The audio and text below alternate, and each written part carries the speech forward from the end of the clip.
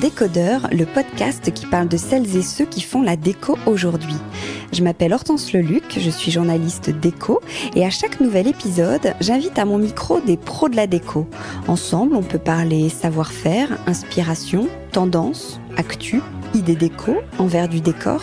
Bref, on papote et on enregistre car ici, la déco, ça s'écoute. Si vous venez juste de découvrir cette émission, j'espère qu'elle vous plaira. Sachez qu'il y a déjà plus de 80 épisodes enregistrés avec de nombreuses personnalités passionnantes et plein d'autres formats aussi sur des thématiques bien précises. Pour suivre tout ça en photo, vous avez Instagram, bien sûr, @décodeur, et petite nouvelle, la newsletter. N'hésitez pas à vous abonner, à m'écrire, à partager, bref, à faire vivre ce podcast qui n'existerait pas sans votre fidélité. Allez, c'est parti.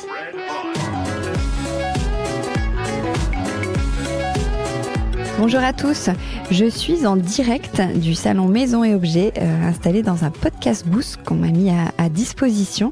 Je suis avec Julie Sauvage, la fondatrice de Gabrielle Paris. Bonjour Julie. Bonjour. Alors Gabrielle Paris, c'est une très jolie marque de linge de maison qui a évolué ces derniers mois pour devenir, tu vas nous dire Julie, une marque de déco plus globale puisqu'elle propose désormais toute une ligne de mobilier, tapis, luminaires.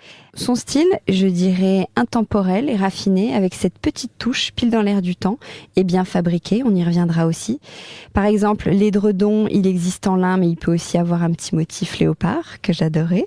La table est en laque mais on peut la choisir rouge et toute ronde. Et les coussins, il y a des coussins par exemple pour les enfants qui peuvent être à rayures bleues mais aussi avec des petits froufrous jaunes. Bref, je ne vais pas vous faire la liste de tout ce que fait Gabrielle Paris mais je vais laisser Julie nous en parler. Alors Julie, c'est qui Gabrielle ? Gabrielle, c'était le prénom de ma grand-mère. Et c'est aussi un de mes prénoms, puisque je m'appelle Julie Capucine Marie-Gabrielle. Quand j'ai cherché un nom pour mon projet, je voulais que ce soit quelque chose de personnel, mais pas trop personnel. Donc voilà, ce prénom, il m'est cher parce que j'adorais ma grand-mère. Elle était très élégante, c'était vraiment une femme moderne et dans l'air du temps. Donc ça correspondait à ce que j'avais envie de faire pour Gabrielle. Et en parallèle, je trouvais que ça faisait référence à des chouettes femmes comme Gabrielle Chanel, comme Colette s'appelait Gabrielle. Et en plus de ça, je trouvais que ça sonnait bien à l'étranger parce que Gabrielle, ouais, c'est trop cool. Et en plus de ça, excusez-moi, je suis fan de Johnny. Ah oui, et la chanson Gabrielle. Et la chanson de... Donc voilà, c'était le petit clin d'œil supplémentaire. Excellent. Alors comment tu définirais ta marque et est-ce que c'est important pour toi d'avoir une identité pour se démarquer ? Ce que je veux dire, c'est que là, on est au salon Maison Objets, il y a plein de marques. Est-ce que c'est pas mal de marques de linge de maison, je veux dire. Est-ce que c'est le style, les matières ? Comment on fait pour se différencier ? En tout cas, dans ma manière de fonctionner, avant j'étais chef de produit pendant de longues années et c'est vrai que mon métier c'était de faire ce qu'allaient aimer mes clients. Aujourd'hui, je fonctionne d'une manière complètement différente. Aujourd'hui, je fais vraiment ce que j'aime. Bien sûr, je fais très attention à être différent de mes concurrents directs, c'est évident. Mais par contre, c'est vrai que ma démarche elle est très spontanée. Je fais tout simplement ce que j'aime. Comment tu décrirais quelqu'un qui voit pas ? C'est quoi le style de Gabrielle ? Tu le disais. C'est un style intemporel et dans l'air du temps. C'est un style qui va évoluer dans la maison au fil du temps, au fil des envies. Nos pièces, elles sont conçues pour aller aussi bien dans un salon, dans une chambre. Il y a même des pièces comme le canapé qu'on a travaillé pour en indoor et en outdoor. Après, une de mes clientes qui a décrit un jour le style Gabrielle comme un style singulier et j'aime bien. C'est vrai que je trouve que j'aime beaucoup quand nos clients ils disent que vraiment notre style il est reconnaissable, qu'on reconnaît quand c'est du Gabrielle et ça me fait vraiment plaisir. Tu as commencé par le linge de maison. Tout à fait. Et en fait l'idée c'était vraiment de travailler l'ensemble de la maison. D'ailleurs, quand je pensais au nom, j'avais hésité à l'appeler famille parce que c'est vrai que pour moi la famille c'est une grande source d'inspiration. Enfin, c'est mon socle et c'est le même pour plein d'autres gens. Et donc, l'idée, c'était vraiment de travailler du linge de maison pour l'ensemble des pièces de la maison, pour l'ensemble des personnes qui habitent dans cette maison. Donc, tout de suite, j'ai commencé en faisant du linge de lit, du linge de table, des coussins. Et tout de suite, j'ai lancé en même temps la petite collection enfant. En fait, au démarrage, dans mon business plan, j'avais mentionné que que mon objectif, c'était de devenir un concept global de décoration. Et donc, naturellement, une fois que la gamme textile a été bien étoffée, naturellement, on a commencé à développer le mobilier. On a commencé par le salon parce que c'est vrai que pendant les shootings qu'on travaillait, Et ben, c'était vraiment la pièce qui nous manquait à chaque fois, parce que c'est vrai qu'on va pas s'acheter un canapé à chaque shooting, c'est un peu cher et encombrant. Donc on a commencé par travailler le canapé, on développe au fur et à mesure de nos envies. Et alors comment elle est née cette ligne de mobilier ? Comment t'as dessiné ? Comment ça s'est passé ? J'ai pigé beaucoup. Pigé. Ça veut dire quoi, piger ? J'ai beaucoup traîné sur Pinterest, dans les magazines, etc. Et l'idée, c'était effectivement, comme je te disais, nos produits, ils sont vraiment, on les travaille toujours pour que ce soit évolutif, tous nos produits sont de très bonne qualité, ils sont amenés à être vraiment durables, et donc l'idée c'est vraiment que ils puissent évoluer dans la maison. On le sait très bien qu'un coussin qu'on a sous le nez depuis 3 ans, on a envie de le mettre ailleurs au bout de ces 3 ans, et c'est vrai que on voulait garder ce concept-là pour le mobilier. Et le point de départ, c'était aussi de faire de l'indoor-outdoor. Que le mobilier puisse, quand il fait beau, on a envie de le mettre dehors, on le met dehors. Si jamais c'était un canapé d'angle et que finalement on a envie d'en faire 2 morceaux en face à face, qu'on puisse le faire. Donc c'était mon brief de départ. Comme je voulais faire de l'indoor-outdoor, forcément je suis partie sur un socle en bois. Et donc ce brief plus les piges m'ont un peu éclairé. Et donc j'ai pris un stagiaire, le scout, qui nous aidait à peindre les murs de notre bureau quand on avait des shootings, a commencé des études de graphiste, de designer d'objets à l'école Rubica à Valenciennes. Et donc, il a fait son premier stage chez nous. Et donc, en fait, il a vraiment concrétisé les idées que j'avais en tête. Donc, ça a été vraiment une première étape importante. Et ensuite, de fil en aiguille, de relations, j'ai été en contact avec un designer qui s'appelle Tony Grillo, qui est portugais, qui a vraiment, pour le coup, vraiment redessiné l'ensemble, revu complètement le projet pour que ce soit vraiment techniquement possible, que ce soit vraiment comme on le souhaitait, vraiment évolutif, pratique. Et donc, c'est comme ça qu'est sorti le premier canapé, les premières tables basses, le premier fauteuil. Et depuis, on travaille vraiment main dans la main avec Tony, et c'est génial parce qu'en fait, grâce à Tony, on travaille avec des ateliers qui sont vraiment super. La même manière de fonctionner que la mienne et que celle des fournisseurs avec lesquels je travaille, c'est-à-dire que ils aiment vraiment leur boulot, ils aiment vraiment le produit et ils aiment vraiment le challenge. Donc rien ne les arrête. Et en fait, franchement, ça s'est fait assez facilement. Ouais. Là maintenant, ce qui est moins facile, c'est tout l'après, justement, par exemple le transport. Ça, c'est vraiment le challenge de 2024 parce que c'est vrai que les transporteurs sont pas très délicats de temps en temps. Et donc, ce sera vraiment le challenge 2024. Et alors, comment tu peux changer ça ? Parce que j'imagine qu'il y a plein de marques qui trouvent que les livraisons, etc., sont pas top. Comment toi, à ton niveau, tu peux changer ça ? Là, on travaille justement sur les emballages, sur peut-être démonter certaines pièces pour éviter, par exemple, que la table basse, le pied arrive un peu bancal parce que le carton est tombé par terre. Enfin, ce genre de choses. Après, je t'avoue que justement, je suis assez ouverte. Si quelqu'un a des solutions à me donner, on a vraiment un gros boulot par rapport à ça. Ouais. Ouais. La table, elle est assez brillante. C'est quoi ? C'est de la laque ? Comment elle est fabriquée ? C'est de la laque avec 100% de brillance. Donc elle est fabriquée, c'est pulvérisé au pistolet. Et c'est vraiment le composant à la base. Il y a en fait que ce soit de la laque 10%, 20%, 100%, c'est fait de la même manière. Mais là, la spécificité de la nôtre, c'est qu'elle est effectivement dans une brillance 100% comme les pianos. Ah oui, comme la matière des pianos. C'est pour ça qu'on l'appelle laque piano. Tout simplement. Voilà. À chaque sur le textile, à chaque saison, tu crées un nouvel imprimé ? Oui, tout à fait. En fait, pour dynamiser notre base d'essentiel, chaque saison, on sort une nouvelle collection. Et le point de départ, c'est effectivement toujours un imprimé qui donne un peu le ton, tu vois. Cet imprimé, il est décliné ensuite sur tous les accessoires, sur le homeware, sur le linge de lit, en petites touches. C'est-à-dire que par exemple, on va pas faire toute la housse de couette, on va juste faire l'été d'oreiller et le bout de lit. L'idée, c'est effectivement de pas être too much. C'est vraiment la petite touche qui fait la différence. On conseille de la sortir plutôt avec des unis ou des rayures. oui, souvent cet imprimé, c'est vraiment le point de départ de la collection. Ouais, ce sont des très jolis imprimés à chaque fois. Comment tu les imagines? Comment tu travailles? Comment naît une collection? En fait, je commence toujours par faire des moodboards. Je passe ma vie dans les magazines, Instagram, Pinterest, et puis je pige, et puis à un moment donné, je le concrétise en moodboard, j'accroche sur mon mur. Et je travaille par un peu groupe coloriel. Par exemple, je vais voir 3-4 motifs et je voudrais un combo, j'envoie des inspirations à ma dessinatrice qui me suit depuis le début, qui s'appelle Charlotte Janvier. Et en fait, j'ai souvent une idée assez précise. Et elle est très, très, très patiente, Charlotte. Donc, en fait, sur la base de 2-3 piges, en disant, je voudrais ça comme ça comme ci, mais avec ça.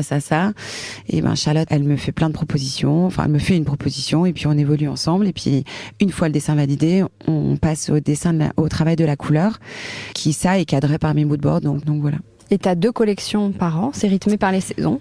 Clairement rythmé par maison et objet, plus que par les saisons. C'est vrai. Donc, on a 2 collections par an, mais on sort aussi 2 mini-collections. On sort la capsule plage au moment de avril-mai. Et on a aussi une capsule de Noël qu'on présente au mois d'octobre.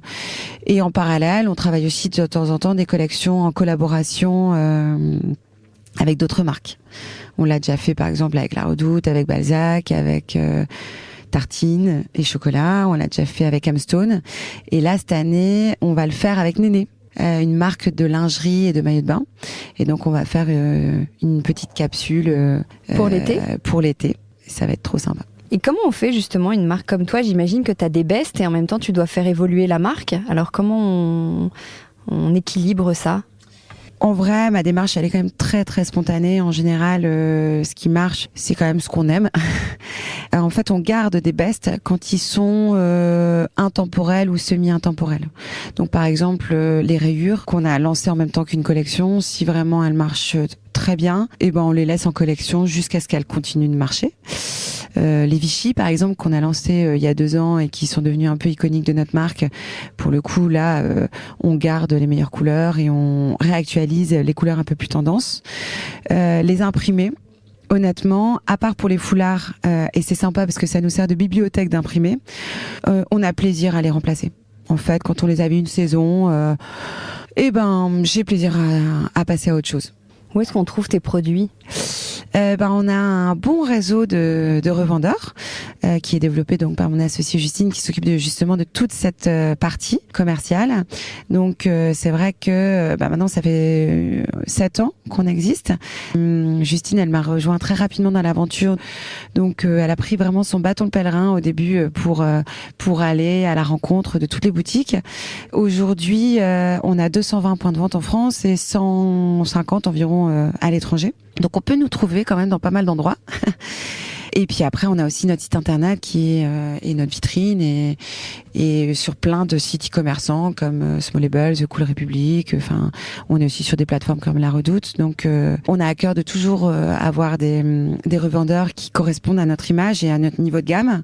On a à cœur de pas ouvrir un revendeur à côté d'un autre revendeur qui est déjà partenaire. Voilà, l'idée c'est vraiment de construire des partenariats avec.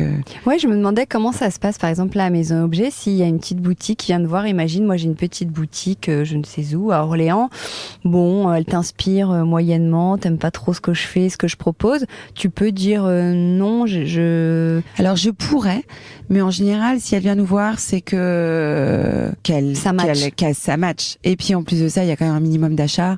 Donc si elle s'engage sur ce minimum d'achat, normalement, c'est que ça correspond avec le reste. Ouais. Pour le coup, par contre, si cette petite boutique elle vient nous voir et que dans la rue d'à côté il y a une autre boutique avec qui on travaille déjà, là pour le coup, on va lui dire non. D'accord. Alors, ça s'est confirmé encore cette année, là, tout à l'heure, sur le stand, vous avez toujours des très jolis lits, on le voit aussi sur le compte Instagram. Comment on se crée un lit qui est Instagrammable? Tu sais, un lit douillet avec les édredons, les coussins, les machins. On ne sait pas toujours faire. Comment on fait? On mélange, par exemple. On peut mélanger, toi tu dis, les rayures, les imprimés, les couleurs? Alors moi déjà, pour avoir un beau lit, je trouve qu'il faut 2 oreillers carrés et 2 oreillers rectangles. Non mais déjà, c'est une bonne astuce. Attends. Ça, c'est vraiment, je trouve que c'est la clé. Et si on peut la sortir avec un petit bout de lit, c'est chouette.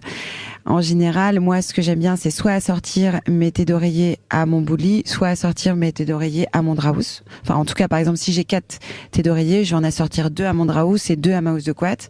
Et si j'ai un surmatelas, j'en ai assorti 2 à ma housse de couette et 2 à mon surmatelas. Voilà, moi, j'aime bien le mix and match. Donc, j'adore mélanger les imprimés entre eux, les rayures, les unis. Donc, c'est vrai que je prends un peu... Mais si on mélange les motifs, alors peut-être qu'il faut que ce soit dans un même camailleux de couleurs. Tout à fait. En fait, c'est vrai que nous, nos imprimés, l'univers colorial de Gabrielle, il est quand même assez singulier, comme je disais tout à l'heure. J'aime bien ce mot. Donc, en général, les imprimés, ils fonctionnent bien les uns avec les autres, en fait. Donc, c'est vraiment la couleur qui fait le lien. Mais en fait, ce que j'aime vraiment, c'est aussi plutôt les associer avec des rayures ou des Vichy. Donc, en fait, honnêtement, il n'y a pas de règle. Et c'est vrai que c'est comme, on rigole toujours au bureau parce que les habitudes de linge de lit, par exemple, ceux qui aiment le coton, ceux qui aiment la gaze de coton, c'est comme les habitudes de pyjama, ceux qui dorment avec un t-shirt, ceux qui dorment en pyjama comme s'ils allaient à un mariage. C'est vraiment, ça dépend vraiment des personnes. Le linge de lit, c'est vraiment très, très, très, très personnel. Très personnel. Bah, transition. Et en tout cas, j'ai oublié de dire, ce qui est hyper important, c'est que les coussins, soit que ce soit de la plume ou ça peut être de la microfibre mais sensation d'UV. Quand les coussins quand on achète du beau linge de lit et qu'on a des oreillers tout raplapla, bah forcément le lit il est beaucoup beaucoup beaucoup moins beau. Alors pour le coup, moi je mets pour la petite astuce, je mets l'oreiller sur lequel je dors qui est un peu raplapla en dessous de ma couette, je mets ma couette et au-dessus j'ai mes oreillers. J'allais dire, on a la même astuce. Moi aussi j'aime bien dormir très à plat, je peux pas parler de moi, mais on a envie de gonflant quand même, d'enveloppant sur le lit et donc il faut les mettre en présentation. Ça par exemple dans mes shoots photos, j'emmène toujours mes oreillers. Ça change un lit. La qualité de la couette et des oreillers, c'est primordial. Et alors, tiens, une question me vient. Est-ce qu'il faut mettre un protège-oreiller ? Tu sais, les trucs qu'on met sous la housse ? C'est toujours mieux, d'autant plus que l'oreiller il devient un petit peu sale au fur et à mesure et il se lave quand même pas facilement. Et donc, par exemple, quand on prend des teintes claires, forcément le blanc, on va voir un peu à travers les taches. Donc oui, clairement, je le conseille. Ouais.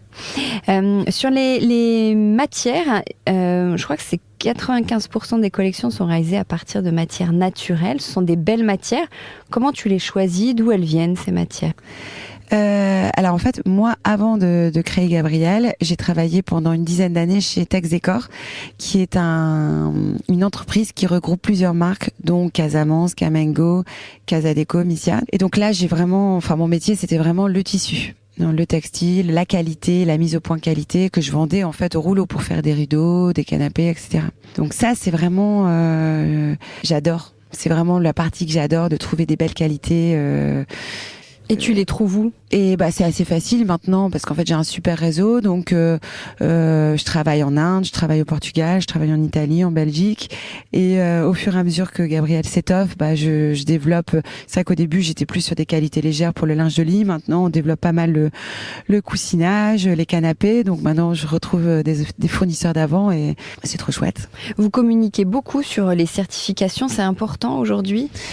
Oui, en fait on est une jeune entreprise. Je considère encore qu'on est des bébés.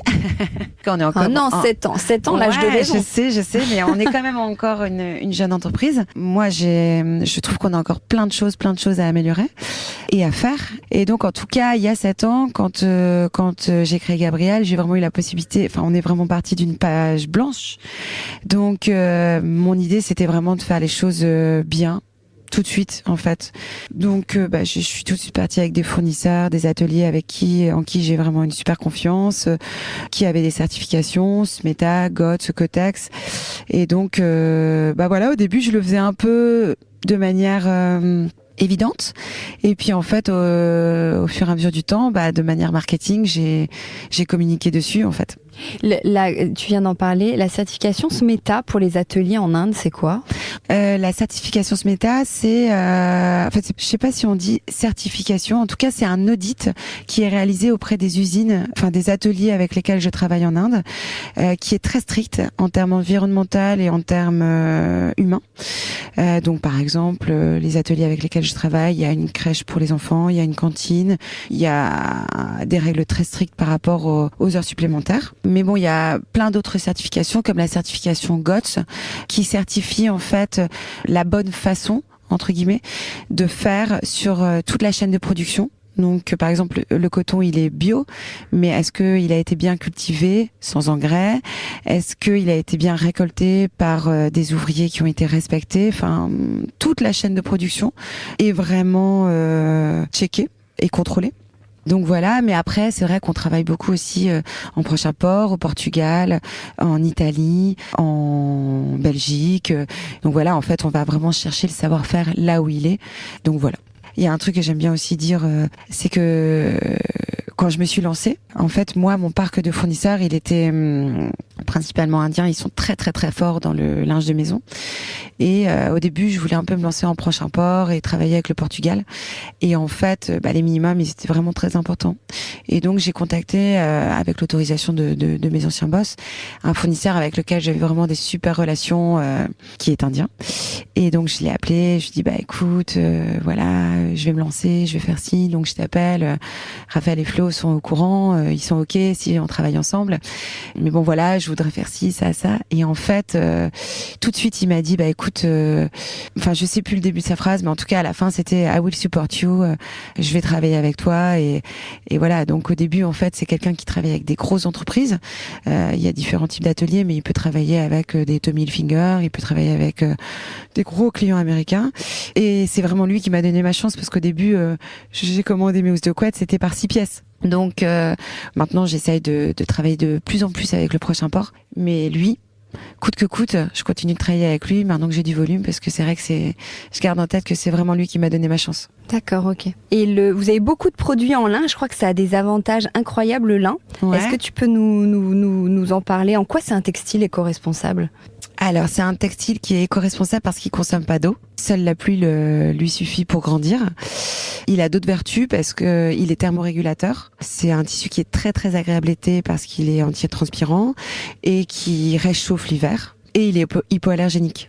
C'est-à-dire quoi, hypoallergénique ? C'est doux pour la peau et c'est anti-allergie, quoi. Ouais. Enfin, ça fait pas d'allergie. Ouais.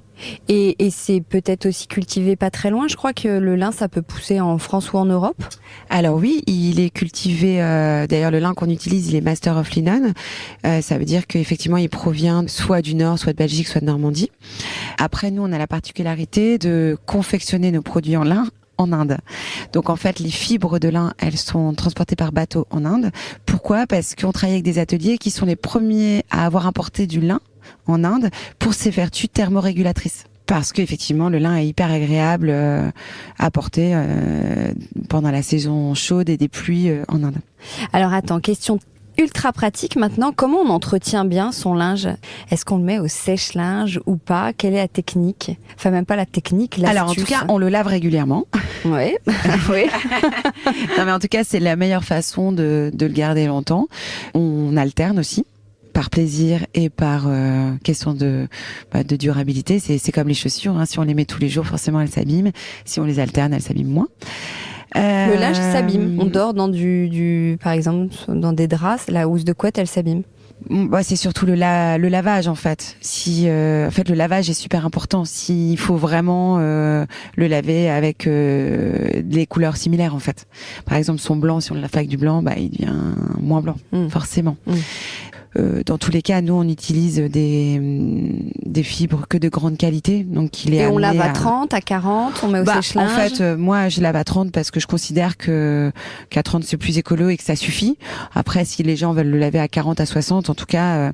Tout notre linge de maison, il a été testé en blanchisserie pour l'hôtellerie et il passe les tests. Donc on est vraiment sur de la top qualité. Après vraiment, moi je pense que 30 degrés ça suffit. J'utilise pas de sèche-linge parce que c'est mon petit effort pour la planète. J'utilise plus de sèche-linge depuis 2 ans et c'est un vrai effort. sauf quand je rentre de vacances ou que j'ai invité des amis et que donc j'ai beaucoup de linge. Mais sinon, de toute façon, en fait, le lin, c'est une fibre naturelle. Et donc, peut-être que quand il est posé sur le lit, il est un peu chiffonné, mais au bout de 1 ou 2 jours, il est plus chiffonné et ça va très bien. C'est comme par exemple les nappes. Moi, je conseille de dresser sa table le matin.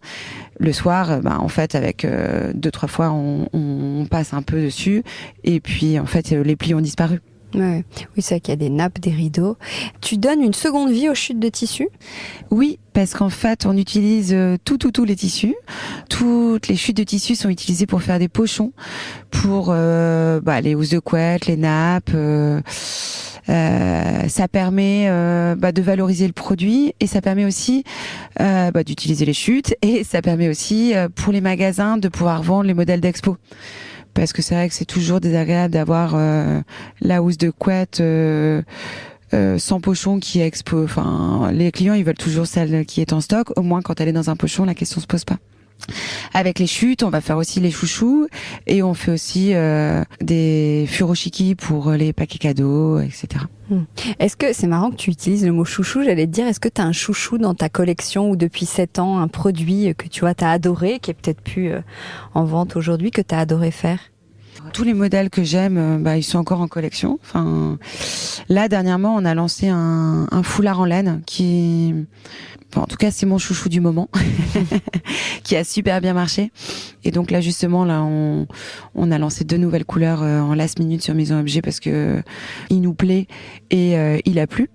Et là, le chouchou du moment, c'est surtout le mobilier. C'est vrai que c'est un super challenge. Enfin, ça me grise. Ben justement, tu te vois où dans 10 ans? Gabrielle Paris, tu l'imagines comment?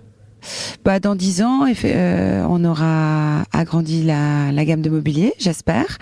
Et peut-être on se sera lancé dans le petit objet, par exemple.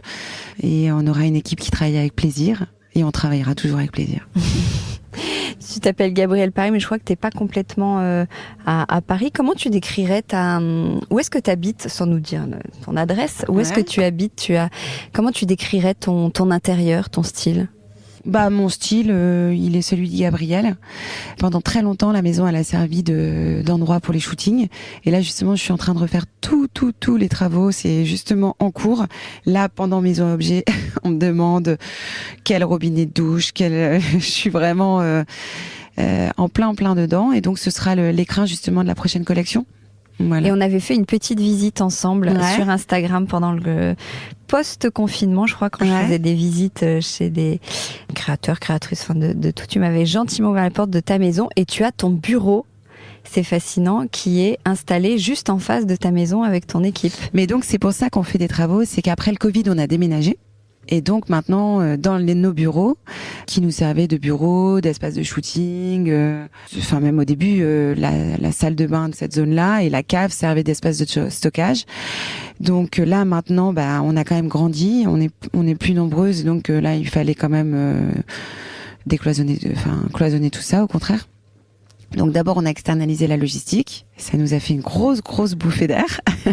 Et après on a pris des bureaux juste à côté. Et donc j'y vais en vélo. Enfin voilà, on est vraiment bien installés, les bureaux sont sympas et on est bien. Et c'est agréable. Et vous êtes, je crois, tu en parlais tout à l'heure, 2 associés. Oui. Vous avez créé en même temps la société ou toi tu l'as fondée, elle t'a rejoint après? Et quels sont vos rôles à l'une et l'autre? Ouais, non. Donc j'ai créé Gabrielle et elle m'a rejoint, on va dire, j'ai travaillé pendant une petite année sur le projet. J'ai lancé en septembre 2016 et très rapidement, en fait, Justine est amie avec ma belle-sœur Chrysoline et donc via Chrysoline, forcément mon frère et ma belle-sœur ont fait de la pub de Gabrielle quand c'est sorti et puis elle était dans une démarche entrepreneuriale, elle avait envie de rentrer à Lille, elle était à Paris et elle m'a envoyé un mail trop sympa. Et vraiment, j'avais pas l'intention de m'associer. Mais d'un côté, son mail était super sympa. Et puis, on s'est rencontrés 1 fois, 2 fois, 3 fois. Et puis on a décidé, on essaye. Et en fait, elle est vraiment sur la partie commerciale. Et moi, je m'occupe plus du produit, des achats, de la communication et de la gestion d'entreprise. Et qu'est-ce que tu préfères faire au quotidien ? Et prépare-toi à ma question d'après. Qu'est-ce que tu aimes le moins? Ouais. J'adore le produit. évidemment. Mais là, l'entreprise grandissant, je commence à bien aimer quand même. Au début, c'était vraiment le point noir, toute un peu la gestion. C'est vrai que c'est pas du tout, comment dire, mes compétences de base. Mais là, l'équipe grandissant, j'adore faire grandir les équipes. Parce que c'est vrai que quand j'ai quitté Texecor, j'avais une équipe de 10 personnes et j'ai été j'ai été seule. Après, j'étais avec Justine et une ou deux personnes pendant longtemps. Là, maintenant, je suis contente que l'équipe s'agrandisse. Je trouve ça vraiment sympa de partager. C'est très enrichissant. J'aime bien cette partie de management et j'aime bien justement cette partie que j'aimais moins avant, plus de stratégie, de gestion. Et qu'est-ce que t'aimes le moins ? En vrai, franchement, évidemment, j'aime moins la paperasse, l'administratif. C'est vrai que je suis plus créative, donc c'est toujours un peu une galère pour moi de classer la facture A dans le dossier B. Ça, c'est moins ma tasse de thé. Mais en vrai, j'adore mon boulot. Pour moi, bosser, c'est vraiment un réel plaisir. Et il se mélange vraiment c'est pas du tout une contrainte. J'adore. T'es pas stressée ? Je suis stressée au bout de 5 jours de maison objet quand j'ai trop de mails parce que je sais que tout se passe bien quand tout le monde a les réponses à ses questions ou que... Oui, quand t'as une charge comme tout le monde de travail un peu plus importante. Non, mais c'est aussi que j'ai pas envie de faire attendre les gens, tout ça. Et j'aime pas quand ma boîte mail... Enfin, c'est vrai qu'avant, j'avais une boîte mail remplie avec 2000, 3000 mails. Un jour, justement, j'ai vidé cette boîte mail et depuis, je veux vraiment, tous les jours, gérer mes mails. Et donc là, par exemple, ça me stresse de me dire ouh là là, je me laisse déborder. Sinon, non, je suis pas stressée. Bon, après, c'est vrai que quand je démarre Maison Objet et qu'on se donne des objectifs chiffrés, parce que cette année, c'est vraiment, on a vraiment décidé que ce serait un challenge et qu'on allait vraiment être super performante. Donc, si, j'ai envie de réussir les objectifs, ça me stresse un petit peu. Quand il y a personne sur le stand, j'ai un petit peu la boule au ventre. Mais en dehors de ça, non, ça va. Et qu'est-ce que tu fais pour te détendre ? Mon mantra, c'est doucement, nous sommes pressés. Quand je sens que je suis trop speed, je me pose, je m'assois et je respire. Et ça marche. Et sinon, pour me détendre, je vais marcher avec mes copines autour du lac. Je rentre à la maison, je profite de mes enfants, de mon mari. Je pars en vacances. Je me ressource plus avec les autres que seule. Ah oui. Ouais. Justement, si tu faisais un dîner, dernière question, si tu fais un dîner avec 6 personnes, qui seraient tes invités, des personnalités plus ou moins connues ? T'as parlé de Johnny tout à l'heure, est-ce qu'il va être au dîner ? Non, parce que malgré tout, j'adore ces chansons, j'adore parce qu'en fait c'est toute une histoire familiale de concerts qu'on a, c'est tout des souvenirs, c'est des fêtes familiales. Ça me rattache à mon enfance et c'est pour ça que j'adore. Après, je suis pas sûre que la converse avec lui soit la plus passionnante. Voilà. Je commencerai par Michelle Obama. Je trouve qu'elle a l'air trop sympa et que c'est pour moi une femme qui a réussi en tant que femme, dans son métier, en tant que maman. C'est vrai qu'elle a été femme du président des États-Unis, mais pas que. Elle est vraiment engagée. Je trouve que c'est vraiment une chouette femme. J'inviterai Karl Lagerfeld. En fait, j'ai fait mon année de césure chez Chanel. Mais c'est vrai que j'ai eu l'occasion de le croiser et j'ai trouvé que c'était toujours quelqu'un de très délicat, très gentil, très attentionné. Et je pense qu'il a dû avoir une vie mais tellement passionnante. J'aurais adoré qu'il me raconte un peu des histoires. Voilà. J'inviterai aussi Omar Sy. Juste parce que je le trouve trop beau et tellement souriant. Il a l'air tellement sympa, tellement drôle. Vraiment, je pense que je passerai un super moment avec lui. J'inviterai Florence Foresti parce que je la trouve trop drôle et que les histoires, surtout son histoire de carte Pokémon, tu vois laquelle ou pas ? Non. Non, mais alors vraiment, je me suis tellement reconnue dans certains de ses sketchs que vraiment... C'est quoi déjà la carte Pokémon ? La carte Pokémon, c'est au début, elle arrive à l'école et puis toutes les mamans sont nickel et puis toi t'es complètement, tu vois, t'es un peu pressé, ton enfant au début tu lui dis non, les cartes Pokémon, la maîtresse a dit non, tu les prends pas et puis finalement à la fin... L'enfant, il fait un peu sa crise et puis tu lui mets dans la poche. Bon, tu les sors pas. Hein. Enfin bon, c'est beaucoup mieux quand c'est Florence Foresti qui raconte, mais vraiment, elle a un humour elle me fait dingue. vraiment poiler. Ouais. Donc voilà, j'inviterai encore une fois, je sais pas si elle viendrait, mais bon, j'inviterai aussi Charlotte Perriand parce que c'est vraiment un parcours de vie qui me passionne. C'est vraiment une femme qui a vraiment dans une époque où travailler pour une femme c'était pas si évident. Être reconnue en tant que designer à cette époque, c'était pas évident.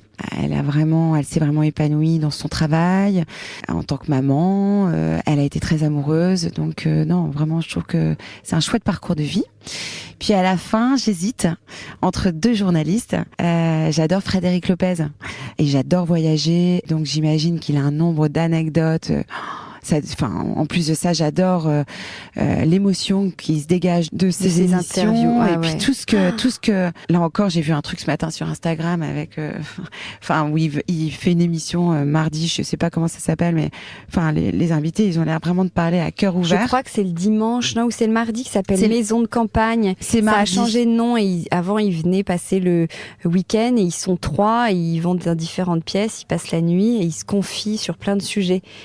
Écoute, j'ai jamais vu là en l'occurrence je connais Voyage en terre inconnue, mais là justement ce matin sur Instagram, c'était effectivement ils étaient autour dans un salon et ils partageaient sur leur 3 vie. Personnalités d'univers différents et il y avait Gérard Jugnot, Adriana Carambeu et ça avait l'air poignant en fait. Ouais. Donc voilà. J'étais pas très bien réveillée, mais en tout cas, c'est ça qui m'a fait penser à lui. Et après, j'adore Stéphane Bern. Et en fait, ma grand-mère Gabrielle était fan de la royauté. Qu'est-ce que tu aimes chez Stéphane Bern ? J'adore ses histoires, j'adore sa voix, j'adore son humour, j'adore son émission sur Europe 1. Et c'est vrai que j'adore parce qu'il est très point de vue Image du Monde. Et moi, ma grand-mère, elle adorait ça. J'ai vraiment souvenir d'avoir regardé le mariage de Diana. On était tous dans le canapé. Attends, le mariage de Diana ou le mariage de Kate ? Non, à l'époque, le mariage de Kate. Voilà. Non, parce que Diana, elle s'est mariée. Alors non, c'est affreux.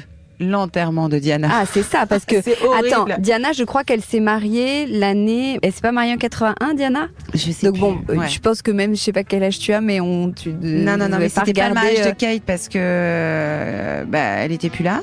Mais donc ça devait être l'enterrement de Diana. C'est triste parce que c'est un moment triste et pour moi c'est pourtant un super souvenir d'enfance. De famille. Ouais. Ok, bon, c'est intéressant ton dîner, trop sympa. Bon, merci beaucoup Julie d'avoir répondu à mes petites questions dans cette petite cabine. Merci à toi de m'avoir invitée. Avec plaisir, avec grand plaisir. Bon salon. Merci beaucoup. Ciao. Au revoir.